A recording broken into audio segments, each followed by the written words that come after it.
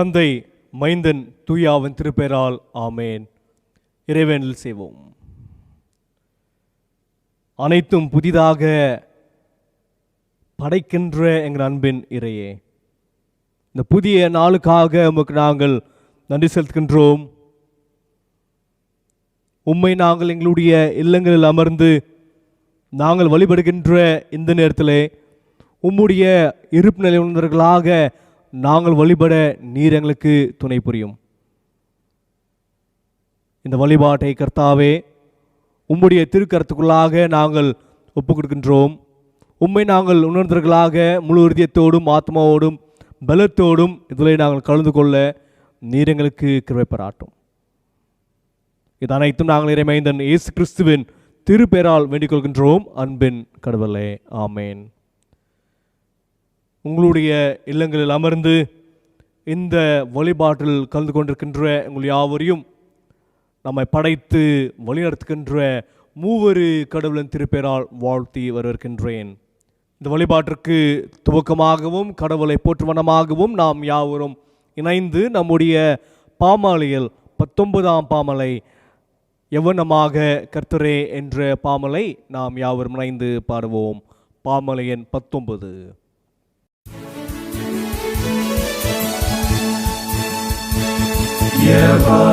எவனமாக கர்த்தரே உம்மை வணங்குவேன்,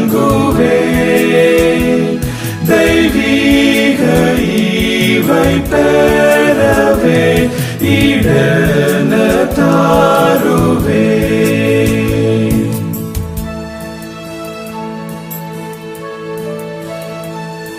அநேக காணிக்கைகளால் உம் கோபம் மாறுவோம், நான் புண்ணிய கிரியை செய்வதால் கடாட்சம் வைப்பீரோ.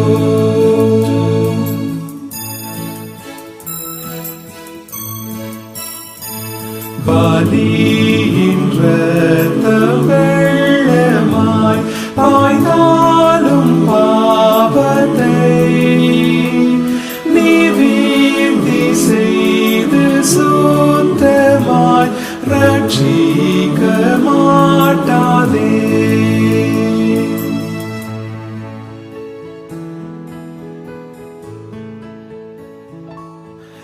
நான்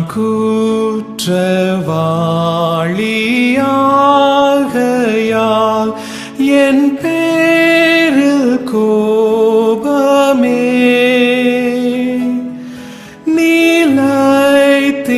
நிலைத்திருந்து சாபத்தால் அழிதல் நியாயமே.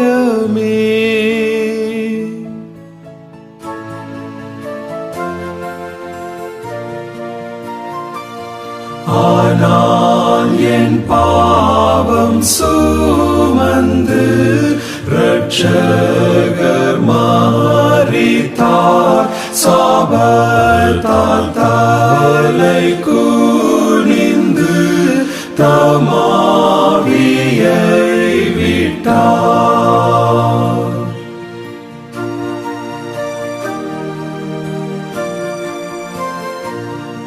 இப்போதும் பரலோகத்தில்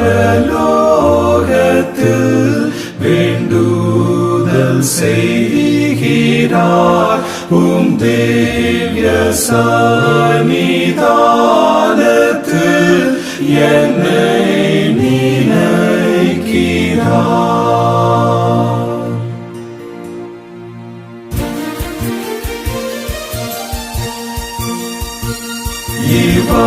இவனமாக கர்த்தரே உம்மை வணங்குவேன், என் நீதி இயேசு கிறிஸ்துவே அவரை பாற்றினேன். இரண்டாம் ஆராதனை முறையை பின்பற்றுவோம். நாம் கடவுளை தொழுவோம். கடவுள் ஆவியா இருக்கிறார். அவரை தொழுதுகிறவர்கள் ஆவியோடும் உண்மையோடும் அவரை தொழுது கொள்ள வேண்டும். நம்முடைய பிதாவாகிய கடவுளாலும் கர்த்தராகிய இயேசு கிறிஸ்துவினாலும் உங்களுக்கு கிருபையும் சமாதானம் உண்டாவதாக. இது கர்த்தர் உண்டு பண்ணின நாள், இதிலே களி கூர்ந்து மகிழ கடவோம். ஆண்டவரே, எங்கள் உதடுகளை திறந்தருளும். பொழுது எங்கள் வாய் உம்முடைய புகழை அறிவிக்கும். பிதாவுக்கும் குமாரனுக்கும் பரிசுத்தாவிக்கும் மகிமை உண்டாவதாக. ஆதியிலும் இப்பொழுதும் எப்பொழுதுமான சதா காலங்களிலும் மகிமை உண்டாவதாக. ஆமென். திரியேக கடவுளை போற்றுதல். சேனைகளின் கடவுளாகிய கர்த்தரே, நீர் பரிசுத்தர், பரிசுத்தர், பரிசுத்தர். வானமும் பூமியும் உமது மகிமையால் நிறைந்திருக்கின்ற உன்னதத்திலே ஓசன்னா. கர்த்தரின் நாமத்தினாலே வந்தவரும் வருகிறவருமானவர் ஸ்தோத்திரிக்கப்பட்டவர் உன்னதத்திலே ஓசன்னா. கடவுளே, நீர் பரிசுத்தர். கடவுளே, நீர் பரிசுத்தர். சர்வ வல்லவரே, நீர் பரிசுத்தர். சர்வ வல்லவரே, நீர் பரிசுத்தர். சாவமுடவரே, நீர் பரிசுத்தர். சாவாமை உடையவரே, நீர் பரிசுத்தர். ஆண்டவரே, எங்களுக்காக சிலுவையில் இருந்த எங்களை மீட்பரே, எங்கள் மேல் கிருபையாயிரும். ஆண்டவரே, எங்களுக்காக சிலுவையில் இருந்த எங்கள் மீட்பரே, எங்கள் மேல் கிருபையாயிரும். பரிசுத்த ஆவியாகிய ஆண்டவரே, எங்கள் மேல் கிருபையாயிரும். பரிசுத்த ஆவியாகிய ஆண்டவரே, எங்கள் மேல் கிருபையாயிரும். ஆண்டவரே, எங்கள் ஜெபங்களையும் ஆராதனைகளையும் ஏற்றுக்கொண்டு எங்கள் மேல் கிருபையாயிரும். ஆண்டவரே, எங்கள் மேல் மனதுருகி எங்கள் மேல் கிருபையாயிரும். பாவரிக்கை. நமக்கு பாவம் இல்லை என்போமானால் நம்மை நாமே வஞ்சிகர்களாவோம். நமக்குள் உண்மை இல்லை. நமது பாவங்களை அறிக்கையிட்டால் பாவங்களை நமக்கு மன்னித்து எவ்விதர்ம நீக்கி நம்மை சுத்திப்பதற்கு நம்பத்தக்கரும் நீதிமுள்ளவர். நான் எழுந்து என் தபனத்திற்கு போய், தகப்பனே, பரத்துக்கு விரோதமாகவும் உமது பார்வையிலும் பாவம் செய்தேன், இனி உம்முடைய மகன் என்று சொல்லப்படுவதற்கு நாம் பார்த்தனல்ல, உம்முடைய கூலிக்காரர் ஒருவராக என்னை வைத்துக்கொள்ளும் என்பேன். கடவுள் ராஜ்யம் சமீபத்திருக்கிறது. மன திரும்பி சுவிசேஷத்தில் நம்பிக்கையை வையுங்கள். நமது பலவனுக்காக பரிதபக்க முடியாத பிரதனாஸ் நமக்கு இராமல் எல்லாவற்றும் நம்மை போல் சோதிக்கப்பட்டு பாவம் இல்லாத பிரதனாஸ் நமக்கு இருக்கிறார். நாம் முழங்கால் படிட்டு மௌனமாக நம்மை நாமே சோதனை செய்வோமாக. சர்வ வல்லமுள்ள கடவுளிடத்தில் நாம் நமது பாவங்களை தாழ்மையோடு அறிக்கையிடுவோம். சர்வ வல்லமையும் மிகுந்த இரக்கமுள்ள பிதாவே, தப்பி போன ஆடுகளைப் போல நாங்கள் உமது வழிகளை விட்டு விடைகளை போனோம். எங்கள் எதிர்த்து யோசனைகளுக்கும் விருப்பங்களுக்கும் மிகவும் இணங்கி நடந்தோம். உம்முடைய பரிசுத்த கற்பனைக்கு விரோதமாய் குற்றம் செய்தோம். செய்யத்தக்கவர்களை செய்யாமல் செய்யத்தகாதவர்களை செய்து வந்தோம். எங்களுக்கு சுகமே இல்லை. ஆனாலும் ஆண்டவரே, தேவரீர் எங்கள் ஆண்டவராகிய இயேசு கிறிஸ்துவின் மூலமாய் மனிதர்கள் கருத்து செய்த வாக்குத்தத்தின்படியே நிர்வாக்கியமுள்ள குற்றவாளியாக எங்களுக்கு இறங்கும். தப்பித மேல் அறிக்கை மேல் எங்கள் மேல் பொறுமையாயிரும். பாவத்தில் மித்தம் துக்கப்படுகிற எங்களை சீர்படுத்தும். மிகவும் இரக்கமுள்ள பிதாவே, உடைய பரிசுத்த நாமத்துக்கு மகிமையுண்டாகும்படி நாங்கள் இனி தேவ பக்தியும் நீதியும் தெளிந்த புத்துள்ளால் நடந்து வர இயேசு கிறிஸ்து நிமித்தம் எங்களுக்கு கிருபை செய்தோ. ஆமென். பாவ மன்னிப்பின் உறுதியை பெற்றுக்கொள்வோம். சர்வ வல்லமையும் மிகுந்த இரக்கமுள்ள ஆண்டவர் மன்னிப்பையும் பாவ நிவர்த்தியும் நமக்கு கட்டளையிட்டவர்களே, வாழ்க்கையை சீர்படுத்துக்கான காலத்தையும் தமது பரிசுத்தாவின் கிருபையும் தேற்றுதலும் தந்தருள்வாராக. ஆமேன். ஆண்டவரை துதியுங்கள். இந்நாளுக்குரிய திருமறை பகுதிகளாக ஏசாயா 5ஆம் அதிகாரம் 1ஆம் திருவசனம் துவங்கி 9ஆம் திருவசனம் வரை. First Testament reading taken from Isaiah chapter 25 verses beginning from 1 to 9. நிருப பாடமாக அப்போஸ்தலர் 4ஆம் அதிகாரம் 32ஆம் திருவசனம் துவங்கி 37ஆம் திருவசனம் வரை. Acts of Apostles chapter 4 verses beginning from 32 to 37. நற்செய்தி பாடமாக தூய லூக்கா எழுதின நற்செய்தி நூல் 24ஆம் அதிகாரம் 13ஆம் திருவசனம் துவங்கி 35ஆம் திருவசனம் வரை. The Gospel according to St. Luke chapter 24 verses beginning from 13 to 35.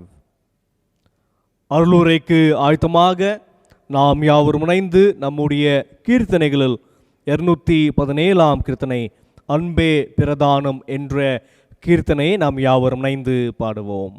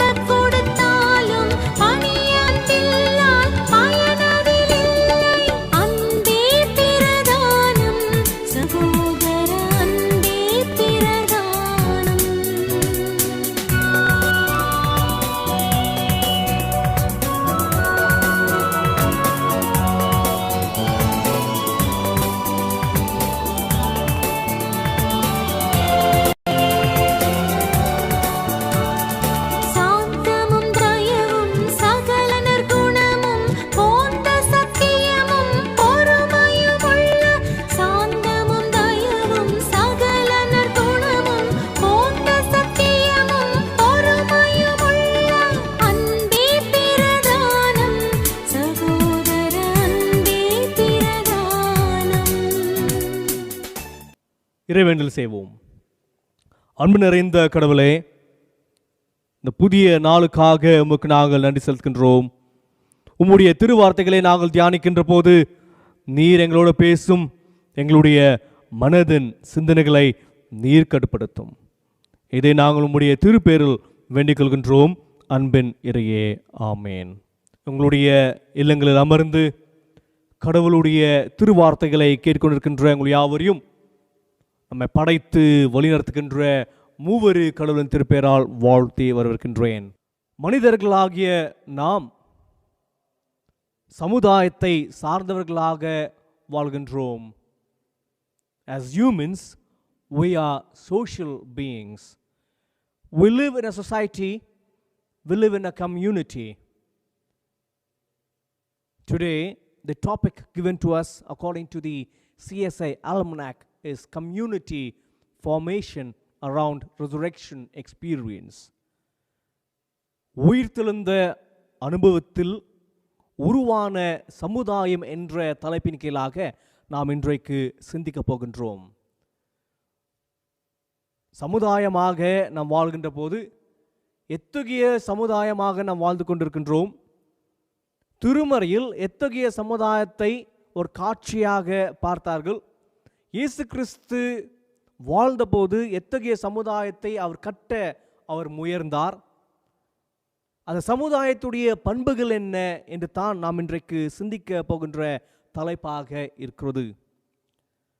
இந்த ஒரு அடிப்படையில் நமக்கு கொடுக்கப்பட்டிருக்கின்ற 3 திருமறை பகுதிகளையும் நாம் சற்று பார்க்கலாம். The First Testament reading given to us is taken from the book of Isaiah, chapter 25, verses beginning from 1 to 9. In this passage, we see that the prophet Isaiah sees or talks or visions a community which is a liberated community. இந்த பகுதியில் 25ஆம் அதிகாரத்திலே நாம் பார்க்கின்ற போது ஏசாயா தீர்க்கதரிசி ஒரு புதிய சமுதாயத்தை குறித்து அவர் அங்கே எழுதுகிறதை நாம் இங்கே பார்க்கின்றோம். இந்த சமுதாயம் எவ்வாறு இருக்கிறது, இந்த சமுதாயத்துடைய கருத்துகள் என்ன என்று தான் இந்த பகுதியிலே வருகிறதை நாம் பார்க்கின்றோம். இந்த சமுதாயமானது மெசையா வருகின்ற காலகட்டத்தில் உருவாகின்ற ஒரு புதிய சமுதாயமாக இவர் இந்த பகுதியை அவர் எழுதுகிறதை பார்க்கின்றோம்.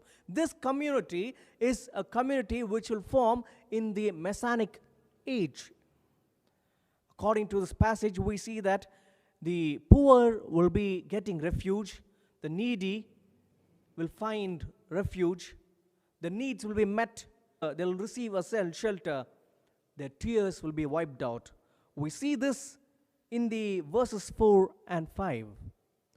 இந்த ஒரு அடிப்படையில் ஒரு புதிய சமுதாயத்தில் அவர் உருவாக்கின்ற போது இந்த சமுதாயத்தில் அங்கே ஏழை எளிய மக்களுக்கு அங்கே ஆதரவராக இருக்கின்ற ஒரு சமுதாயம், அங்கே தேவையுள்ள மக்களுடைய தேவைகளை சந்திக்கின்ற ஒரு சமுதாயத்தை நாம் இங்கே பார்க்கின்றோம். இந்த சமுதாயம் வெறும் இஸ்ரவேல் மக்களை குறித்து சொல்கின்ற சமுதாயமா என்று பார்க்கின்ற போது இது வெறும் இஸ்ரவேலை குறிக்கின்ற சமுதாயம் அல்ல, மாறாக அனைவரும் ஒருங்கிணைந்து உருவாக்கின்ற சமுதாயமாக இது வருகிறது என்று பார்க்கின்றோம். This community does not talk only about the Jewish community, not only about the Israel as a nation, but it talks about all the people of all the nation.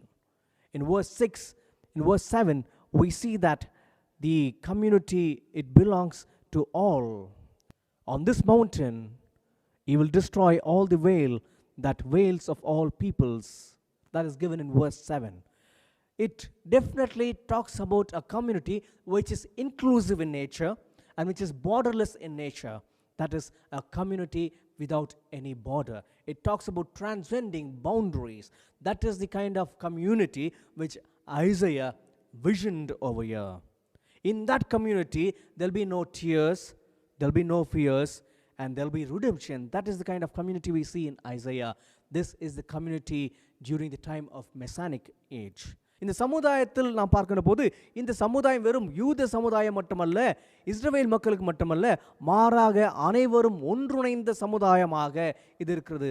It talks about all the nations and all the people of the earth.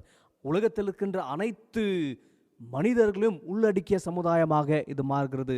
It is inclusive in nature என்று நான் பார்க்கணும். என்றால் இந்த சமுதாயமானது இந்த இஸ்ரவேல் மக்கள் இங்கே கஷ்டத்தில் இருக்கிறார்கள், துன்பத்தில் இருக்கிறார்கள், அடிமை வாழ்க்கையில் இருக்கின்ற போதுக்கு இவர்களுக்கு ஒரு விடுதலை தருகின்ற சமுதாயமாக இது மாறுகிறது என்று நாம் இங்கே பார்க்கின்றோம். The people who were living in a slavery life, the people who were in bondage will have a redeemed life, will have a liberated life என்று பார்க்கின்றோம். என்றால் இயேசு கிறிஸ்து மெசாயாவாக வருகிறார் என்று சொல்கிற போது மெசாயாவாக வருகின்றவர் இத்தகைய விடுதலை பெற்ற சமுதாயத்தை உருவாக்கின்றவராக இருக்கிறார் என்று தீர்க்கதரிசனம் இங்கே சொல்கிறதை பார்க்கின்றோம். During the Messianic age, the community that will be built will be a community which is a liberated, borderless community. Firstly, in the book of Isaiah, the text given to us talks about a community which is a liberator and borderless community. In today's society, what are the borders we are creating என்று நாம் இங்கே பார்க்க வேண்டும். எத்தகைய சமுதாயத்தை நாம் உருவாக்கி இருக்கின்றோம், இந்த சமுதாயத்தில் எத்தகைய பிரிவுகளோடு நாம் உருவாக்கி நாம் இங்கே வாழ்ந்து கொண்டிருக்கின்றோம் என்று நாம் இங்கே சற்று சிந்திக்க வேண்டும். இரண்டாவதாக நமக்கு கொடுக்கப்பட்டிருக்கின்ற நிருப பாடமாக அப்போஸ்தலர் 4ஆம் அதிகாரம் 32ஆம் திருவசனத்திலிருந்து 37ஆம் திருவசனம் வரை நமக்கு கொடுக்கப்பட்டிருக்கிறது. Acts chapter 4 was being from 32 to 37. இந்த பகுதியை நாம் பார்க்கின்ற போது இந்த பகுதி இயேசு கிறிஸ்து உயிர்த்தெழுந்த பிறகு ஒரு புதிய சமுதாயத்தை உருவாக்கின்ற ஒரு சமுதாயமாக இது மாறுகிறதை நாம் பார்க்கின்றோம். இயேசு கிறிஸ்துவை பின்பற்றின மக்கள் ஒரு புதிய சமூகத்தை உருவாக்கின்ற மக்களாக இருக்கிறார்கள், புதிய மார்க்கத்தை உருவாக்கின்ற மக்களாக இருக்கிறார் என்று பார்க்கின்றோம். இயேசு கிறிஸ்து நானே வழி என்று சொல்கின்ற போது அவரை பின்பற்றின மக்களுக்கு மார்க்கத்தார் என்று பெயரிடப்படுகிறதை பார்க்கின்றோம். When Jesus lived on this earth, he strived for a community, a new community to be formed, which was based on the gospel. And this is the community which was formed, and this community was called as a people of the way. In Acts chapter 9, verse 1 and 2, we see that the people who followed Jesus Christ were called as the people of the way, or the disciples of the Lord. These people followed exactly what Jesus strived for, and hence they were called as the people of the way. They were a people who created a new community through a new way. இந்த சமுதாயம் எத்தகைய சமுதாயமாக இருக்கிறது, இந்த சமுதாயத்துடைய அடித்தளம் என்ன என்று தான் நாம் பார்க்கின்ற போது இன்னைக்கு கொடுக்கப்பட்டிருக்கின்ற திருமறை பகுதியாக அப்போஸ்தலர் 4ஆம் அதிகாரம் 32ஆம் திருவசனத்திலும் 37ஆம் திருவசனத்திலும் நாம் பார்க்கின்றோம்.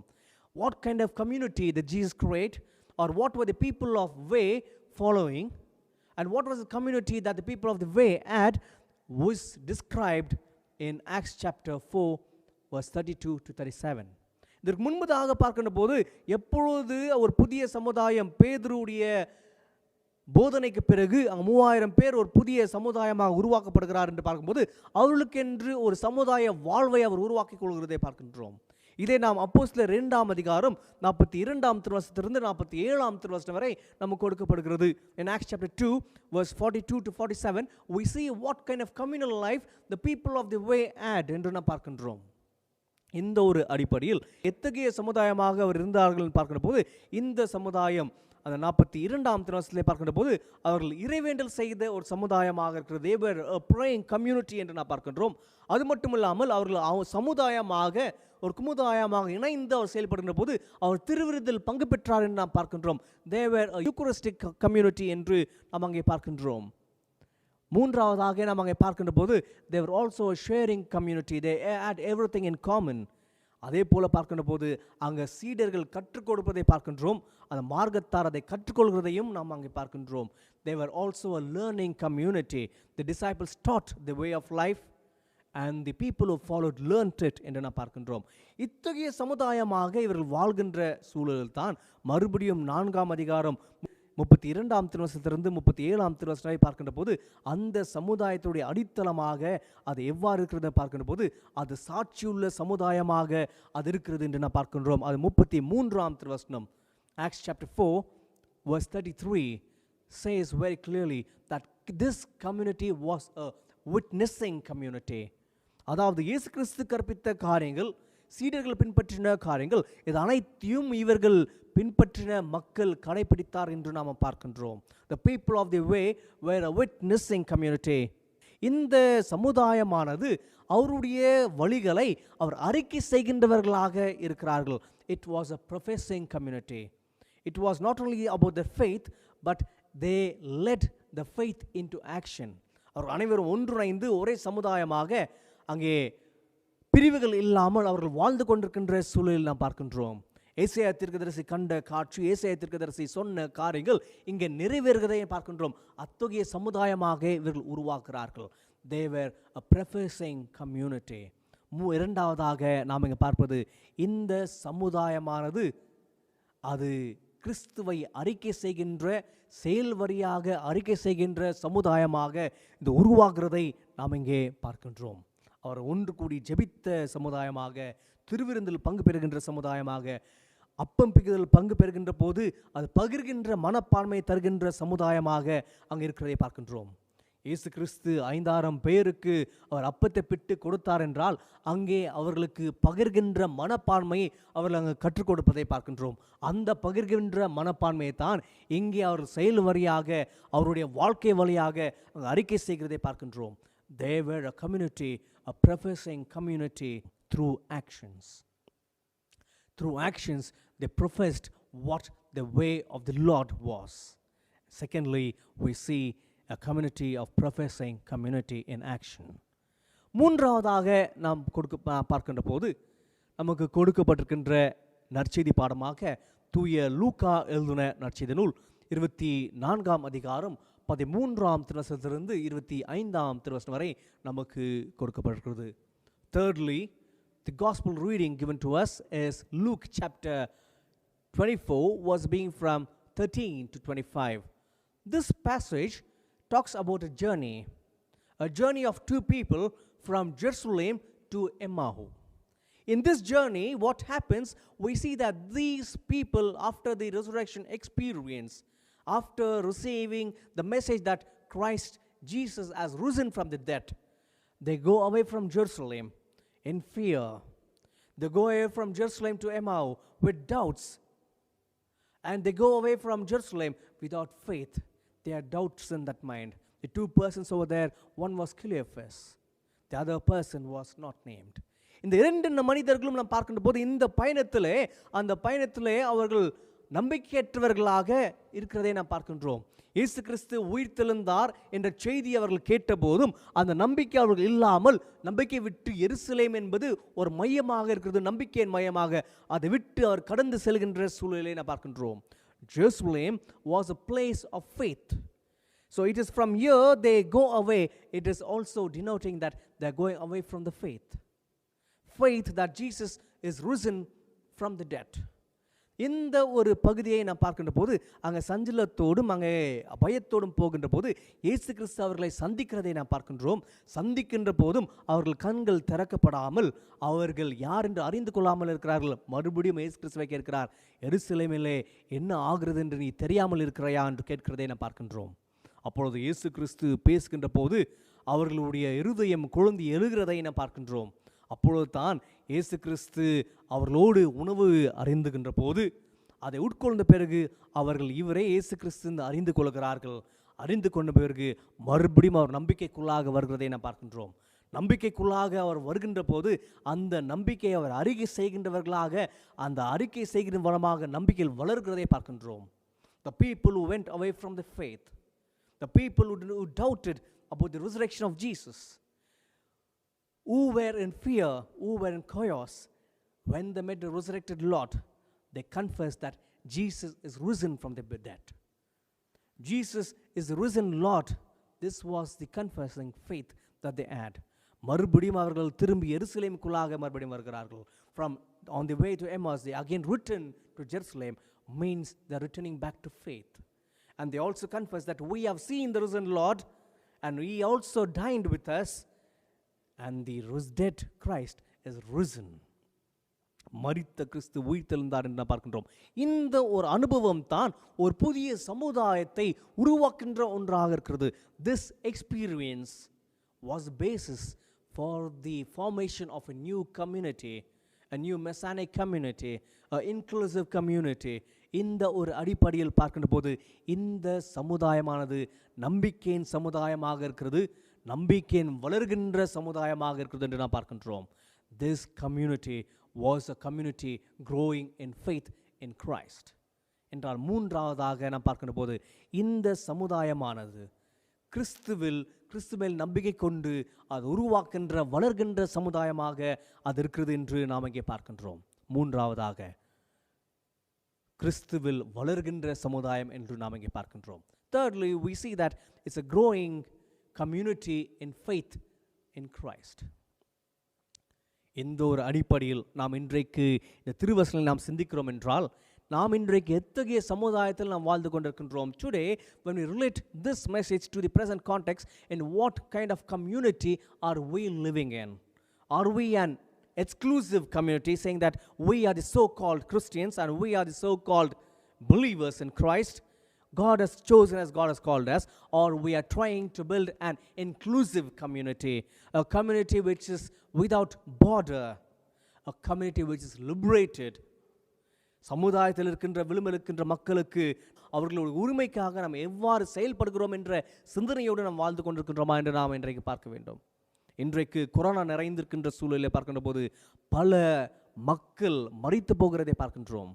கொரோனா நமக்கு கற்றுக் கொடுக்கின்ற விஷயமானது, கொரோனாவுக்கு எந்த ஒரு வேதபாவமும் இல்லை, எந்த ஒரு பிரிவுகளும் இல்லை, எந்த ஒரு ஏற்றத்தாழ்வும் இல்லை, அனைவரும் தாக்குகின்ற கொரோனாவாக அது இருக்கிறது. கொரோனா எதிரில் அனைவரும் சமமாக இருக்கிறோம், அதோடைய தாக்கம் அனைவருக்கும் இருக்குது என்று பார்க்கின்றோம். Today we live in a pandemic situation. In this situation we see that corona does not see any differences among people. It is we as community, we see differences in people, either rich or poor, black or white, different kind of religions. It is among us. But what we have to learn, and what the vision of Isaiah is, that a borderless, liberated community. What is our response in creating this kind of community? It is not only that, and secondly, it is not only learning through Bible, or it is not only having a vision of a community. Secondly, we also have to see that we have to be a professing community, professing our faith through action. நாம் சமுதாயத்தில் மாற்றத்தை உருவாக்கின்றவர்களாக, புதிய சமுதாயத்தை கற்றுக்கின்றவர்களாக, நம்முடைய நம்பிக்கை செயல் வரியாக இருக்கின்ற சமுதாயமாக இருக்க வேண்டும் என்று இரண்டாவதாக நாம் பார்க்கின்றோம். மூன்றாவதாக நாம் பார்க்கின்ற போது, இந்த சமுதாயமானது, இந்த குமுதாயமானது அனைவரும் உள்ளடக்கிய சமுதாயம். நாம் நம்பிக்கை வாழ்ந்தவர்களாக, நம்பிக்கை உள்ளவர்களாக வாழ்கின்ற சமுதாயமாக, நம்பிக்கையில் வளர்கின்ற சமுதாயமாக இருக்க வேண்டும் மூன்றாவதாக பார்க்கின்றோம். அத்தகைய சமுதாயமாக வாழ்வதற்கு தான் நாம் கிறிஸ்துவர்கள் என்று அழைக்கப்படுகின்றோம். It is a growing community, growing in faith in Christ. இன்றைய செய்தி எளிதாக நினைவில் வைக்க நாம் LPG என்று நினைவில் வைக்கலாம். To remember today's sermon easily, we can have these 3 points as LPG. It is not liquefied petroleum gas, but rather a community which is liberated and borderless community.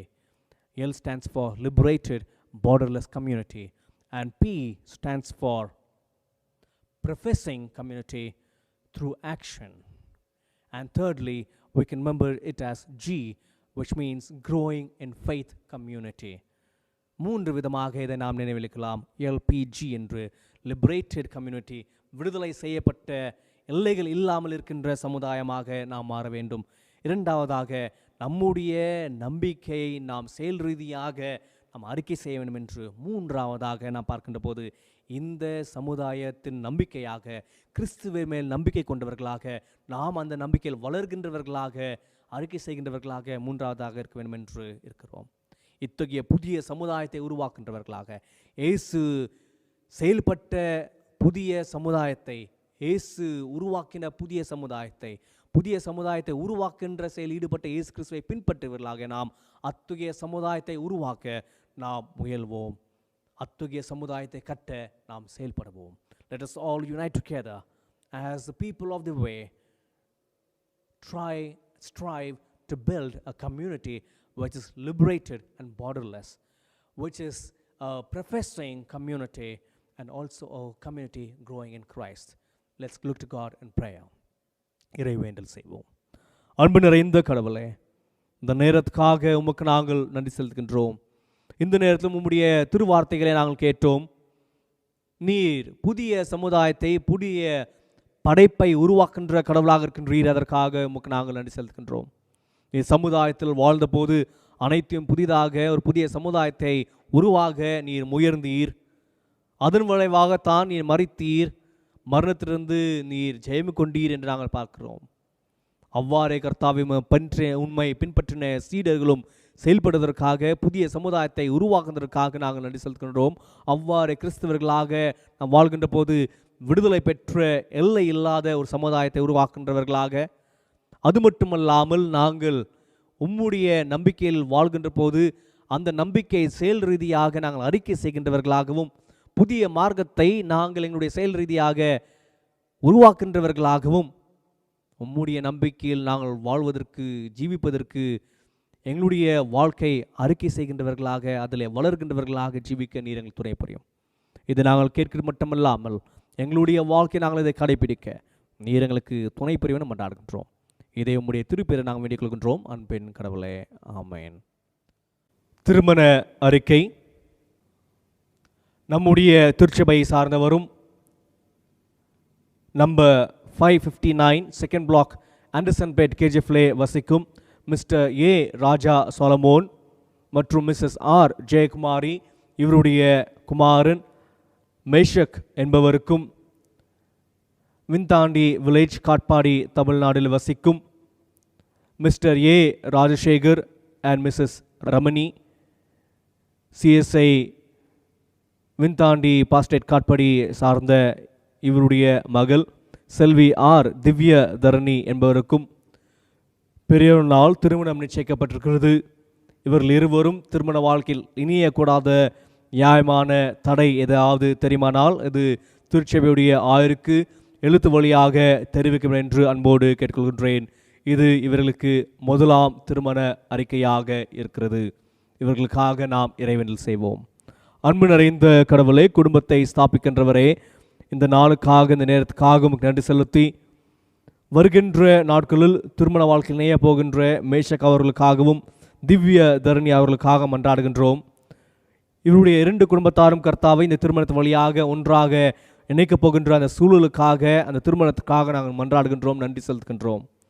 அதற்காக இந்த குடும்பத்தார் எடுக்கின்ற முயற்சிகளிலே நீர்களோடு தேவையான பண உதவிகளும் மனிதர்களுடைய தயவும் நீர் தர வேண்டும் மன்றாடுகின்றோம். அந்த திருமணமுடைய வைபவம் உம்முடைய பாதுகாப்போடு நடைபெற நிற்க வைப்பராட்டும். உம்முடைய பலத்த கருத்துக்குள்ளாக இவர்களையும் இவருடைய திருமணத்தின் அனைத்து செயல்பாடுகளையும் நாங்கள் ஒப்புடுகின்றோம். இது அனைத்தும் நாங்கள் இறைமைந்த இயேசு கிறிஸ்துவின் திருப்பெயரால் வேண்டிக் கொள்கின்றோம் அன்பின் கடவுளே, ஆமேன். பிரியமானவர்களே, நேற்றைய முன்னாளில் நம்முடைய திருச்சபை சார்ந்த மூத்த ஆயராக இருக்கின்ற ரெவரண்ட் கிறிஸ்டி ராஜ்குமார் ஐயா அவர்கள் கர்த்தருக்குள் நிறுத்தியிருக்கிறார்கள். அவர்களுக்காக, அவருடைய குடும்பத்திற்காக சற்று நேரம் நாம் அமைதியாக இருந்து நாம் இறைவனிடத்தில் நாம் மன்றாடிக் கொள்வோம்.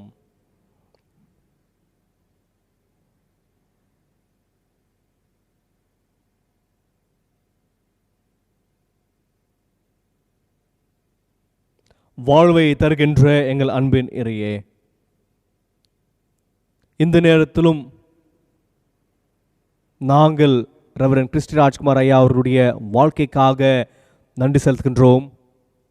உம்முடைய திருப்பணியாளராக நீர் அவரை தெரிந்து கொண்டு அவர்கள் வழியாக நீர் பல மக்களை நீர் சந்தித்தீர். அவருடைய வாழ்நாள் முழுதுமாக அவர் செய்து வந்த திருப்பணிக்காக, அவருடைய ஊழியங்களுக்காக நாங்கள் நன்றி செலுத்துகின்றோம், மன்றாடுகின்றோம். ஆனாலும் கர்த்தாவே, கடந்த நாட்களிலே அவர் பலனமாக இருந்தபோது உம்முடைய சித்தமென்று நாங்கள் ஏற்றுக்கொண்டு அவருடைய மரணத்தை நாங்கள் ஏற்றுக்கொள்ள அந்த மன பக்குவத்தை நீர் எங்களுக்கு தர வேண்டும் மன்றாடுகின்றோம். குறிப்பாக இந்த நேரத்தில் கர்த்தாவே, நாங்கள் ஹெலன் ஐரமா அவர்களுக்காக மன்றாடுகின்றோம். அவருடைய பிள்ளைகள் ஸ்வீட்டிக்காகவும் அபிஷேக் அவர்களுக்காக மன்றாடுகின்றோம். நீர் சமாதானத்தை தருகின்ற கடவுள், ஆறுதலை தருகின்ற கடவுள். நாங்கள் சொல்கின்ற ஆறுதல் அல்ல, மாறாக நீர் தருகின்ற மெய்யான ஆறுதலையும் சமாதானத்தையும் நீர் அந்த குடும்பத்தாருக்கு நீர் தர வேண்டும் மன்றாடுகின்றோம். நீர் மரணத்தை ஜெயித்த கடவுளாக இருக்கின்றீர், உயிர்த்தெழுந்த கடவுளாக இருக்கின்றீர். அந்த நிச்சயத்தோடு, அந்த நம்பிக்கையோடு தொடர்ந்து அவர்கள் ஜீவிக்க கிறிஸ்டி ராஜ்குமார் ஐயா அவர்கள் வாழ்ந்த வாழ்க்கையில் பண்புகளை நாங்கள் பின்பற்றி வர நீர் எங்களுக்கு துணை புரிய வேண்டும் மன்றாடுகின்றோம். மறுபடியும் நேரத்தில் குடும்பத்தை உம்முடைய திருக்கரத்துக்குள்ளாக ஒப்புக்கின்றோம். நீர் அவர்களை வழிநடத்தும். இது அனைத்தும் நாங்கள் இறைமைந்த இயேசு கிறிஸ்துவின் திருப்பெயரால் வேண்டிக் கொள்கின்றோம் அன்பின் கடவுளே, ஆமேன். இந்த வழிபாட்டிற்கு நிறைவாக நாம் யாவரும் இணைந்து நம்முடைய பாமாலையில் 328ஆம் பாமாலை அஞ்சாதிரு என்ற பாமாலையை நாம் யாவரும் இணைந்து பாடுவோம். அஞ்சாதீரு என் நெஞ்சமே, உன் கர்த்தர் துன்ப நாளிலே கண் பார்ப்போம் என்கிறார். இக்கட்டில் திகையாதீரு, தகுந்த துணை உனக்கு தப்பாமல் செய்குவார்.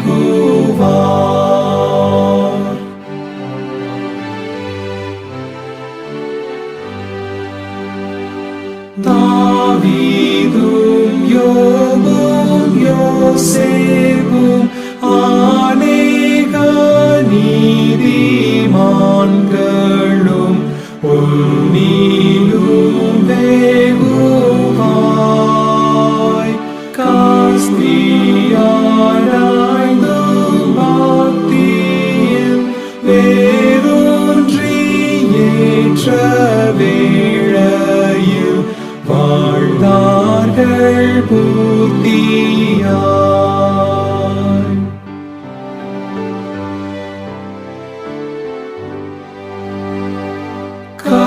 கருத்தாய் தெய்வதாயவை எப்போதும் நம்பும் பிள்ளையை சகாயர் மறவார். மெய்பக்தி உன்னில் மேற்கொண்டால் இரக்கமான கரத்தால் அனைத்து பாலிப்பார்.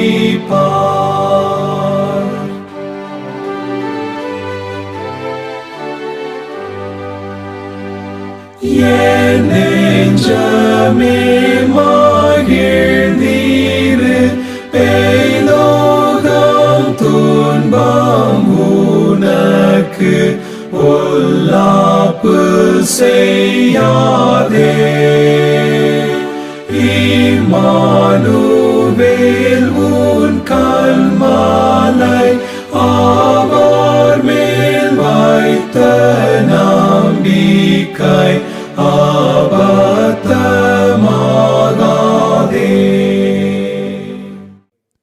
இறைவேண்டல் செய்வோம். அன்பு நிறைந்த கடவுளே, எங்களோடு இணைந்து செயல்படுகின்றவரே, இந்த நாளுக்காக இந்த நேரத்துக்காக உமக்கு நாங்கள் நன்றி செலுத்துகின்றோம். இந்த நேரத்திலும் கர்த்தாவே, நாங்கள் உம்முடைய வழிபாட்டில் இந்த ஊடகத்தின் வழியாக நாங்கள் பார்த்தோம், கேட்டோம், கலந்து கொண்டோம். இதன் வழியாக நீர் எங்களுக்கு கொடுக்கின்ற ஆசீர்வாத நன்மைகள் நீர் எங்களுக்கு தொடர்ந்து நீர் தர வேண்டும் என்று ஆடுகின்றோம். திருச்சபைகள் மூடியிருக்கின்ற சூழலில் நாங்கள் குடும்பத்தோடு இணைந்து நாங்கள் தொழுது கொள்ள நீர் பாராட்டின தயவுக்காக நன்றி செலுத்துகின்றோம். கொரோனா நிமித்தமாக கர்த்தாவே, முழு உலகம் மறுபடியும் முடங்கியிருக்கின்ற சூழலை நீர் அறிந்திருக்கின்றீர். பல இடங்களில் பல குடும்பங்கள் உயிர் நெழுந்த குடும்பமாக இருப்பதற்காக நோக்கி நாங்கள் பார்க்கின்றோம். அதனைத்தையும் இந்த சூழல் மாற உயிரிழந்த நபர்களுடைய குடும்பத்திற்காக நாங்கள் விடுதலை செய்கின்றோம். அவர்களுக்கு உம்முடைய ஆறுதலையும் உம்முடைய சமாதானத்தையும் நீர் தர வேண்டும் என்றாடுகின்றோம். குறிப்பாக இந்த கொரோனா தொற்று மறுபடியும் பரவாத இருக்க கிருபை பாராட்டும் என்றாடுகின்றோம். கஷ்டத்திலும் துன்பத்திலும் கண்ணீரோடும் கவலையோடும் இருக்கின்றவர்களுக்கு நாங்கள் ஆறுதலாக இருக்க, நாங்கள் அவர்களுக்கு உதவுகின்ற கரங்களாக இருக்க, ஜீவிக்க நீர் எங்களுக்கு துணை புரியும் என்றாடுகின்றோம். எல்லையற்ற சமுதாயத்தை உருவாக்கின்றவர்களாக, அந்த சமுதாயம் உம்முடைய சாட்சியுள்ள சமுதாயமாக நீர் செயல்பட்ட காரியங்களை எங்களுடைய வாழ்க்கையில் நாங்கள் அதை செயல்பட நீர் எங்களுக்கு துணை புரியும் கொண்டாடுகின்றோம். இந்த நேரத்திலும் கர்த்தாவே, நாங்கள் எங்களுடைய நாட்டிற்காக, நாட்டின் தலைவர்களுக்காக, இராணுவ வீரர்களுக்காக, விவசாயிகளுக்காக மன்றாடுகின்றோம். ஒவ்வொரு மனிதர்களும் உம்முடைய திருக்கரத்துக்காக ஒப்புக்கின்ற போது அவர்களுக்கு உம்முடைய பாதுகாப்பு இருக்க வேண்டும் மன்றாடுகின்றோம். எங்களுடைய திருமணங்களுக்காக, எங்களுடைய பிஷப் அவர்களுக்காக, அனைத்து ஆயர்களுக்காக நாங்கள் மன்றாடுகின்றோம். ஒவ்வொரு ஆயர்களுக்கும் உம்முடைய ஊழியத்தை செய்கின்ற ஊழியர்களுக்கும் உம்முடைய பாதுகாப்பான கரம் இருக்க வேண்டும் மன்றாடுகின்றோம். வாலிபர்களுக்காக நாங்கள் மன்றாடுகின்றோம். திருச்சபையுடைய ஒவ்வொரு குடும்பங்களுக்காக நாங்கள் மன்றாடுகின்றோம். குறிப்பாக சிறு பிள்ளைகளுக்காக நாங்கள் வேண்டுதல் செய்கின்றோம். ஒவ்வொருவரையும் நீர் பலப்படுத்தும். வயதானவர்களுக்காக நாம் மன்றாடுகின்றோம். இந்த நேரத்திலும் கர்த்தாவே எங்களுடைய திருச்சபை சார்ந்த கிறிஸ்டி டேவிட் அம்மா அவர்களுக்காக, அவருடைய வாழ்க்கைக்காக நாங்கள் நன்றி செலுத்துகின்றோம். அவர் வாழ்ந்த வாழ்க்கை முழுதுமாக நீர் அவர்களோடு இணைந்து செயல்பட்டீர். ஒரு நீண்ட ஆயுளை நீர் கொடுத்தீர். இப்பொழுதும் கர்த்தாவே அவர்கள் உம்முடைய சன்னிதானத்தில் இளைப்பாறுதல் பெற்றார் என்று நாங்கள் நம்புகின்றோம். அவருடைய குடும்பத்திற்கு, குடும்பத்தை சார்ந்த அனைவருக்கு நீர் உம்முடைய ஆறுதலையும் உம்முடைய சமாதானத்தையும் நீர் தர வேண்டும் நாங்கள் மன்றாடுகின்றோம். உம்முடைய பலத்த கருத்துக்குள்ளாக நாங்கள் எங்களை கொடுக்கின்றோம். தொடர்ந்து நீர் எங்களை வழிநடத்தும். இது அனைத்தும் நாங்கள் இறைமைந்த இயேசு கிறிஸ்துவின் திருப்பேரில் வேண்டிக் கொள்கின்றோம். அன்பின் இறையே, ஆமேன். யாவரும் சேர்ந்து சொல்வோம். என் ஆத்மாவே கர்த்தரை ஸ்தோத்திரே, என் முழுவலுமே அவருடைய பரிசுத்த நாமத்தை ஸ்தோத்திரே. என் ஆத்மாவே கர்த்தரை ஸ்தோத்திரே, அவர் செய்த சகல உபகாரங்களை மறவாதே. ஆமேன்.